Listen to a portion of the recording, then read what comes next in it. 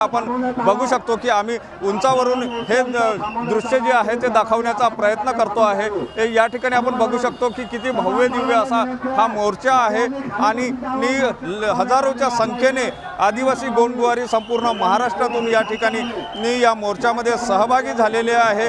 आम्हाला एसटीतून आरक्षण द्या अशा प्रकारची मागणी जी आहे त्या मागणीला घेऊन हे आदिवासी गोंडगुवारी जे आहे ते नागपुरात दाखल झालेले आहे आणि अशा प्रकारे या ठिकाणी आता मोर्चा या ठिकाणी पोहोचलेला आहे। जर आमच्या मागण्या मान्य झाल्या नाही तर जलभरो आंदोलन करू अशा प्रकारचा इशारा सुद्धा या मोर्चेकऱ्यांकडून देण्यात आलेला आहे। आणि एकंदर महत्त्वाचं जर आपण बघितलं तर गेल्या 7 दिवसापासून नागपूरच्या संविधान चौकामध्ये यांचं उपोषण सुरू होतं आणि या उपोषणाच्या नंतर आज हा मोर्चा काढण्यात आलेला आहे। याआधी सुद्धा अशा प्रकारचा मोर्चा नागपूर शहरामध्ये काढण्यात आलेला होता आणि सर्वत्र नागपूर जाम झालेलं होतं। त्याच प्रकारची परिस्थिती जी आहे ती यावेळी पाहायला मिळते। मात्र पोलिसांनी यावेळी वेगळं नियोजन केलं आणि मोर्चेकऱ्यांची संख्या बघता पोलिसांचा बंदोबस्तसुद्धा मोठा लावला आणि या टेकडी रोडवर या मोर्चेकऱ्यांना आता थांबविण्यात आलेलं आहे।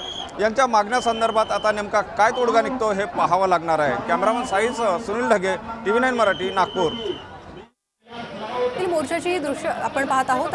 आरक्षणाच्या मुद्द्यासाठी या ठिकाणी 7 दिवस उपोषण देखील करण्यात आलं होतं आणि त्यानंतर आता हा मोर्चा काढण्यात आलेला आहे। दरम्यान या मोर्चेकरांना सध्या पोलिसांकडून अडवण्यात आलेला आहे।